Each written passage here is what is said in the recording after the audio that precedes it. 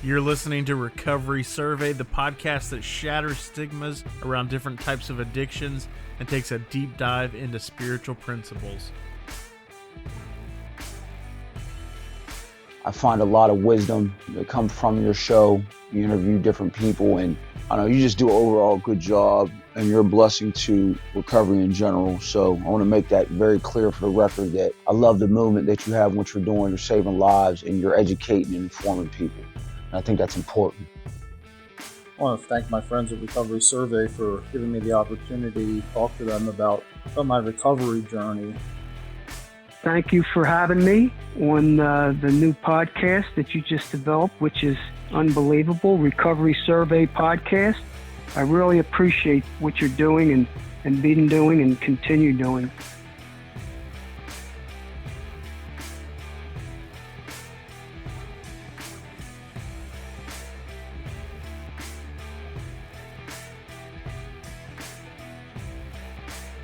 My guest today is named Don Cummins. He is the author of The Prison Within, a memoir of breaking free. He's here to tell us about his journey with recovery and mental health issues. Welcome to the show, Don. My name is Don Cummins, and I'm a grateful recovering addict, and I am glad to be on your show, Brett. Glad to be here. Well, I'm excited to have you, man. I was looking over some of the stuff you sent me when we first started communicating, and you indicated that you had gone to prison for bank robbery, and man, that really grabbed my attention, and I'm looking forward to hear more about that journey. I'm glad to be able to share that story with you, and glad that part of the journey is in the past. Maybe start from the beginning. Kind of tell us about how you got into using drugs, and then what led you to robbing banks. Was that something you were doing to support your habit, or like how did all that come about? Sure. Well, first I began using drugs at a pretty young age. I was 10. I started smoking weed, stole some from friends of my parents, and my parents had used, and they had quit like a year or two before then. You know, when I started getting high, I felt like that I found what life was all about. You know, and before then, even at that young age, I was kind of uncomfortable in my own skin, and I was restless, and I was starting to get in trouble already. So I had some issues already going into it. And within a couple of years of getting high, I had become so out of control that my parents had me committed to an inpatient drug program while I was in the eighth grade. They thought that, you know, after a couple months that I would be able to come home and things would be fixed, but they weren't. I started running away from the program and getting in trouble and stealing cars or bicycles to make my escape. You know, I wound up going to juvenile hall several times, and every time I would get out, I would get high again. You know, I was just driven to get high. And I would turn to crime sometimes and tricks that I had learned, you know, being around the other inmates at juvenile hall. And so I kind of started a life of crime, you know, and by the time I was 16, I had escaped from a lot of different places, and I was sentenced as an adult to 2 years in prison for escaping from a youthful offender prison. So that started my journey. And after that, whenever I would get out, I would feel very isolated and alone. And I also felt a need to act like a real tough guy to compensate for my own fears. You know, I didn't know how to really talk to people. I didn't know what it was like to have friends. I never went to high school, and I never went to a prom, or you know, I never really had a long-term girlfriend at all. And I was very self-conscious about all that, and I just had an overwhelming feeling that I did not fit in. You know, so that was hard. That was adjusting was hard, and drugs were so easy. My addiction was fueled by getting high and all of that, but these deep feelings of not fitting in and not being enough, not feeling like I was a part of any particular community really led to me just going back and back and back. And when I used, especially latter, you know, when I was after I turned 18 and I got a little older, I started doing hard drugs and would go on binges for days. You know, I would wake up in alleyways and sometimes mental hospitals. I would get delusional, think that the FBI was after me and peeking out windows. You know, doing a lot of hard dope and crack and a lot of stimulants and stuff like that, and shooting drugs and it was in one of those diluted states that I hit a couple banks I wound up doing a few years for that, and I got out. And within a year, I wound up in the same situation. I robbed 6 of them. So on that stretch, I did 15 straight. And at that point in my life, I had served over 20 years in prison. So finally, I got out. I had it made in terms of being set up. A lot of people, when they get out, they don't have a good support network, and me, I did. My parents were still there for me and they loved me. And when I had left, when I was young, 13, we didn't have much, but my parents did a little better in the meantime. And they had a rental house that they let me live in. They hooked me up with a laptop and a cell phone, which there, when I went in, there was no internet. And I got out and there it was. They did a lot to help me get on my feet, but it wasn't enough. My feelings of not being part of were so great and so pronounced by that point that I shied away at any attempts to socialize or get to know people. And I wound up getting high again. And ultimately, within a year, I wound up robbing another bank. In the end, I became homeless. I was released from jail because I was in such a deluded state when I did that bank robbery that they considered me incompetent to really understand what the hell was going on.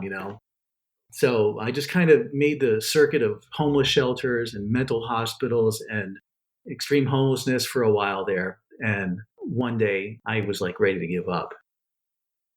I started going to meetings because this mental health program that I was a part of would take us around in a van to go to different meetings in the area. I went to one and I went to a workshop and I had a moment of awakening. They talked about the root of addiction is a self-centered fear, and that kind of got me to thinking about my own life and what was going on inside of me. And I had tried to get to the bottom of it with my own logic and rationale, and I never could, but something about this went deep and I realized that I was afraid, and I was afraid that I wasn't enough and I wasn't good enough. And I also realized that the truth was that I am good enough.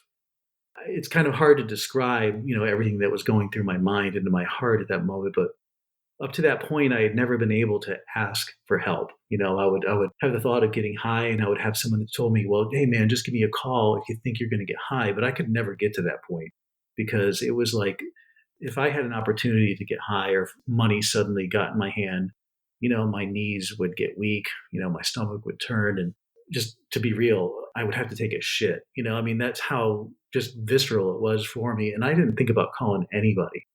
But when I had this realization, it gave me a space the next time that all of that came over me and that I had an opportunity to get high, that I was able to reach out and ask for help because on a really fundamental level, I had come to believe that I was worth it, that I was worth fighting for.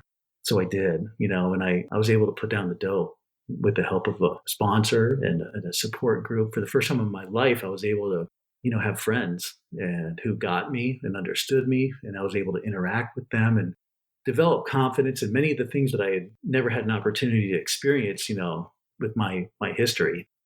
So that's what like recovery was able to do for me, going through some steps and doing some work and taking a look at my life, my assets and my liabilities and all of that.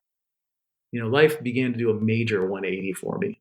I was like a fish out of water when I was released, and after I was released for a long time, my life did a 180 to the degree that I became like a success in a lot of ways that I had never really imagined possible for a guy like me.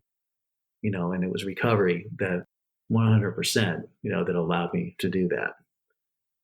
That's like the background there to what brought me to recovery. And there's a lot of details that I didn't cover, but big picture, that's how I got here.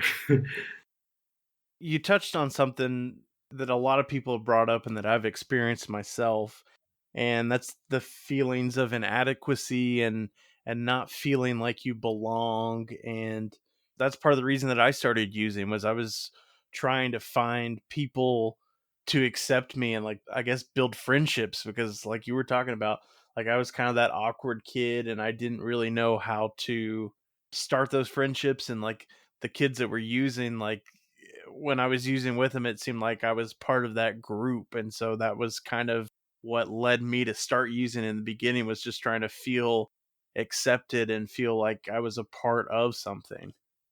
Yeah, definitely. I identify with that all day long. I've heard it said, and I believe it to be true, that that in a lot of ways, connection is the opposite of addiction. Mhm. And I believe that. My experience, my the long time in prison and the isolation and the physical isolation was nothing compared to the isolation that I felt when I was physically present with others and felt this huge barrier and this huge wall. So yeah, I totally I get that. Yeah, I agree with you 100%. Looking back at it now, like, that's one of the big keys, I think, for me as part of my recovery is those connections with other people.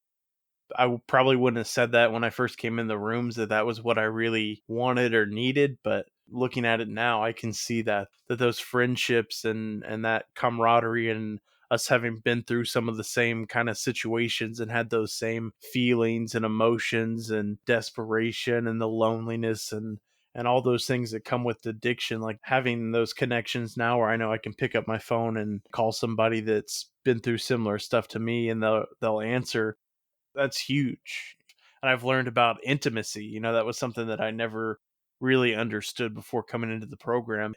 My understanding of intimacy was like sexual intimacy, and I didn't realize that intimacy also went into friendships as well and being able to be vulnerable and open and share some of those dark secrets and those sick thoughts and like just being honest and building those friendships and connections. Yeah, man. I'm with you. The vulnerability and taking the risks and having the courage to do that.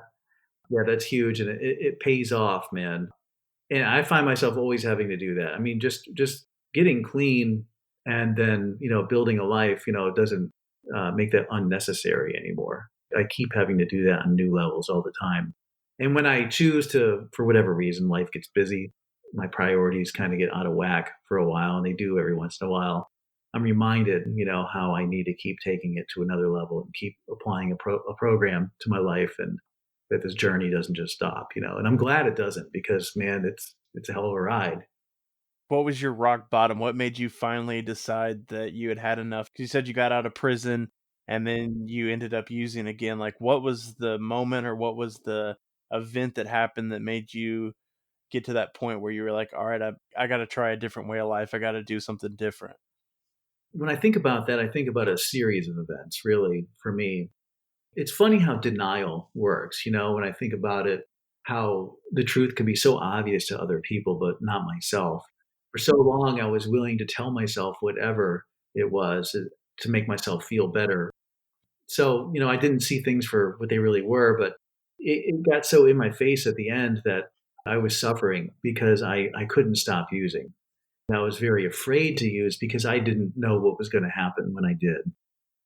It took a long time for me to realize that most people, when they're 18 or 25 or whatever, are not in prison for bank robbery. I mean, as crazy as that sounds, that most people are not homeless or waking up in an alleyway just totally dirty and stinking because they've just spent everything and traded their phone for crack. I mean, no, most people don't get in that. That's not normal, but somehow I would make that normal in my mind, and well, I'll just get on my feet again and I'll make things right. And after a few really scary incidences where I almost got killed, my binges were turning into like death wishes almost every time.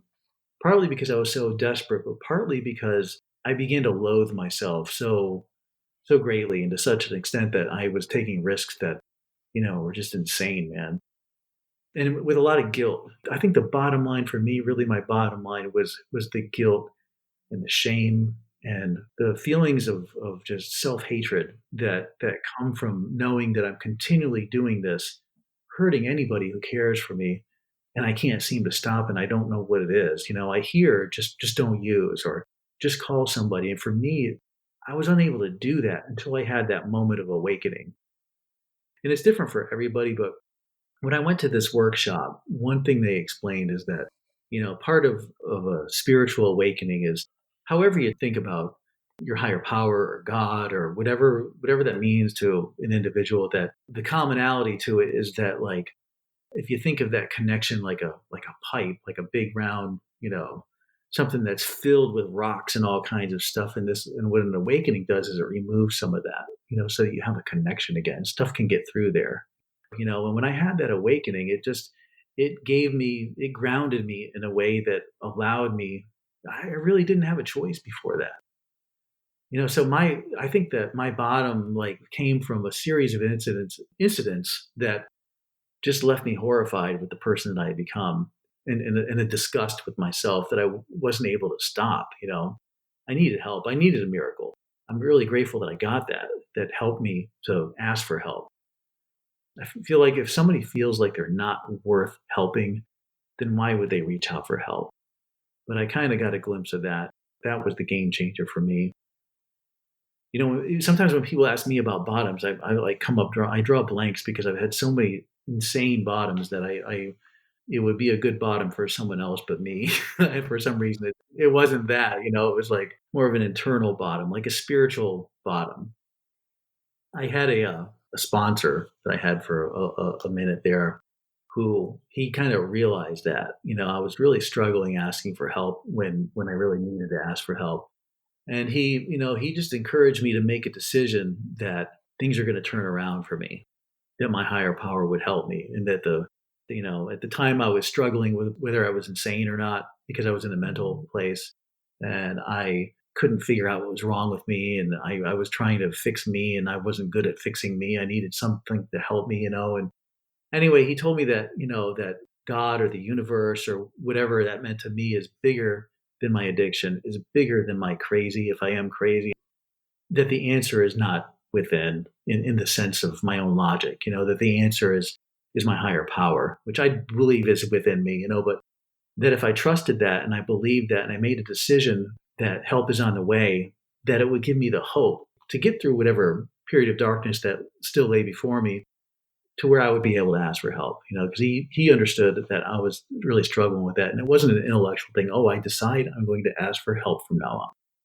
I needed some kind of internal event to make that even possible for me. And so I took him up on that, and I decided that it was going to happen, and I just clawed my way till that point came, man. And so So I gotta ask, on the bank robberies, man, were those like premeditated? Did you plan these out, or was it just kind of spur of the moment, desperate for money? I'm just gonna run in here and try to get some cash, or how did all that come about?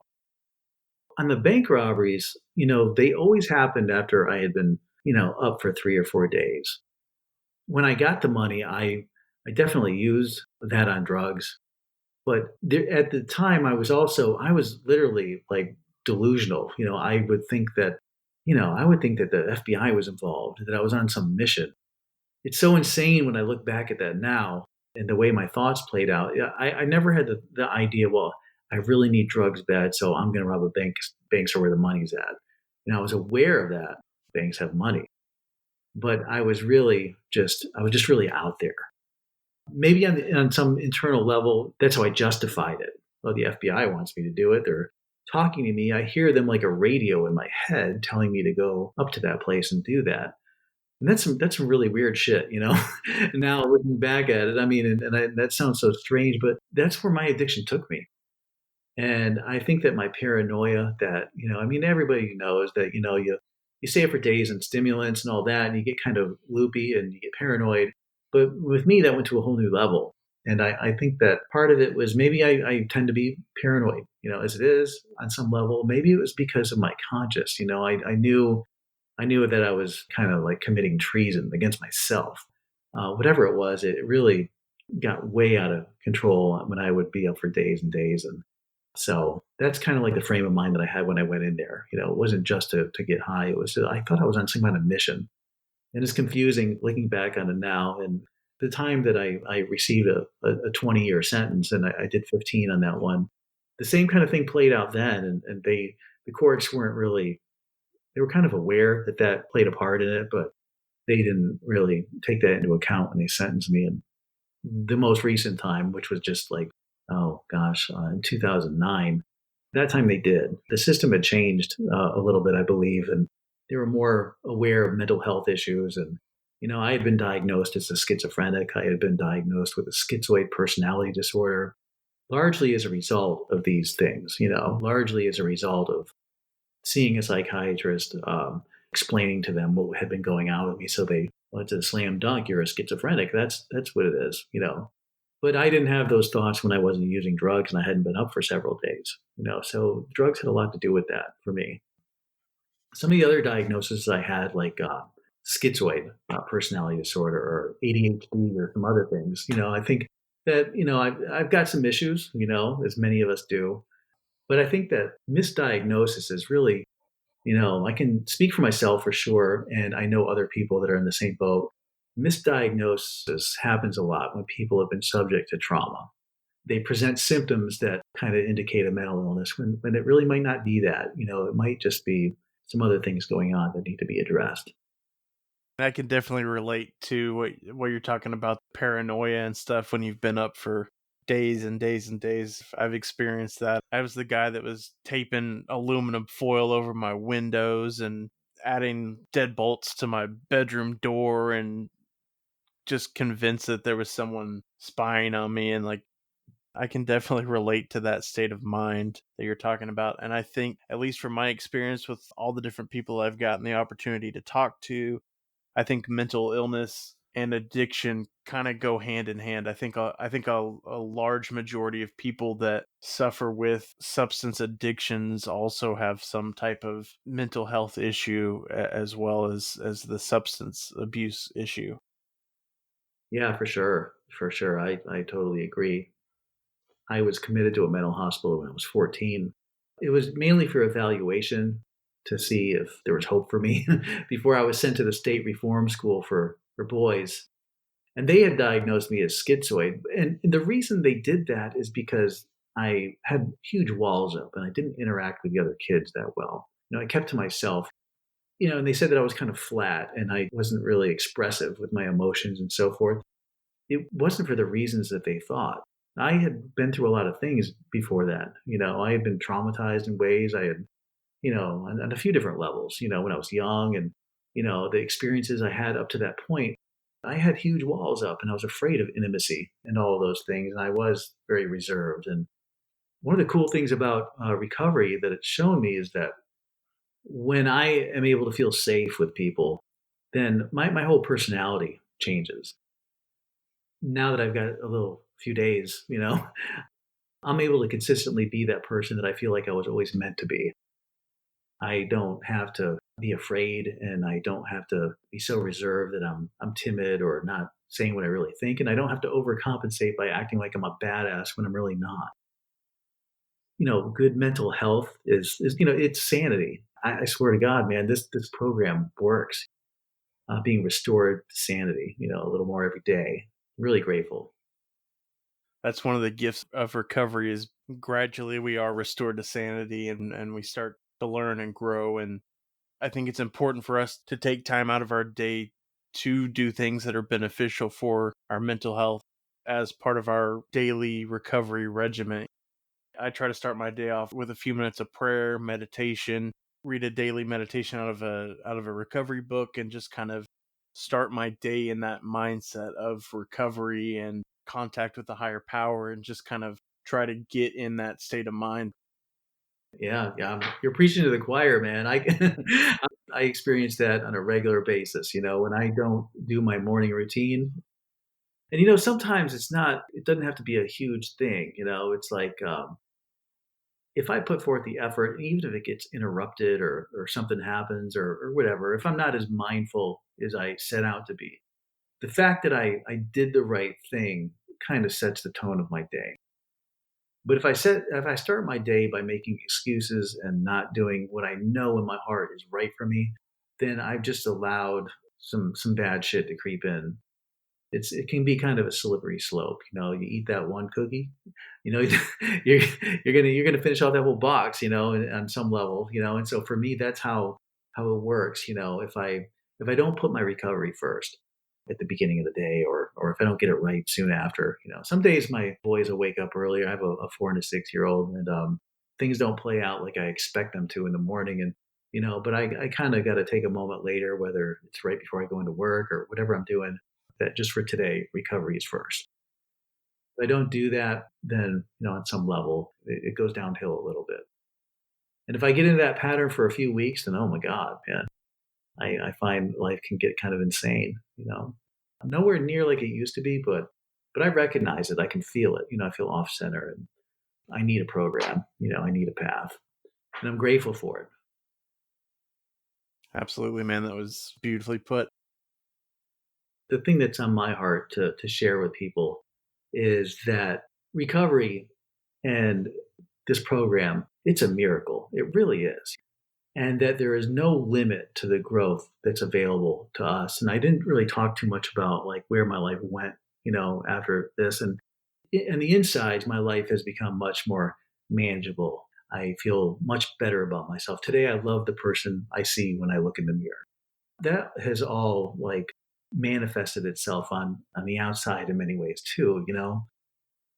I was able to meet another woman in recovery and get married and have kids because I was willing to apply the principles of the program and then take some risks. I wound up getting a job, wound up becoming the director of software development for an international company that makes banking software.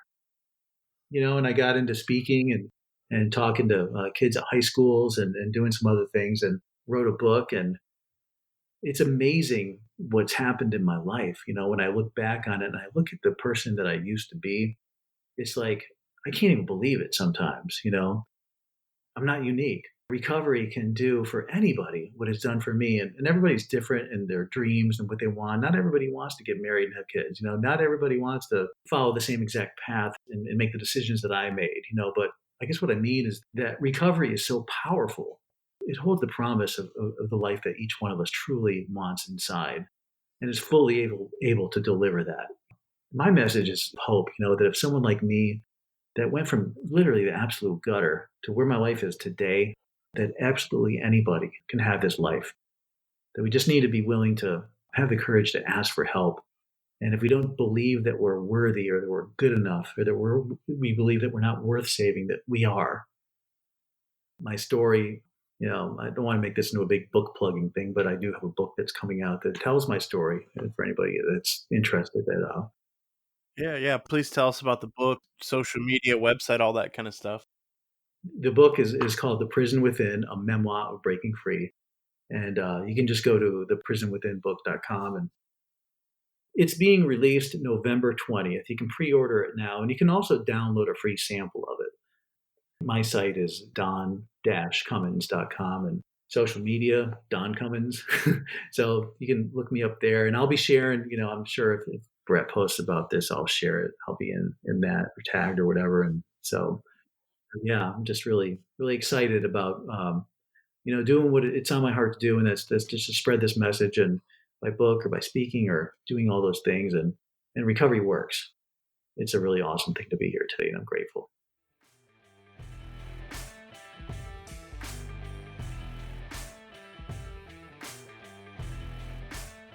Don, thank you so much for sharing your journey with us. If you would like to get in contact with Don, his information will be in the show notes. Thanks again.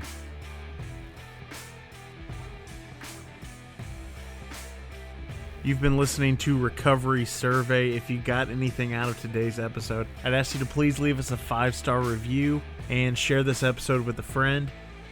If you'd like to get in contact with us, you can find us at recoverysurvey.com.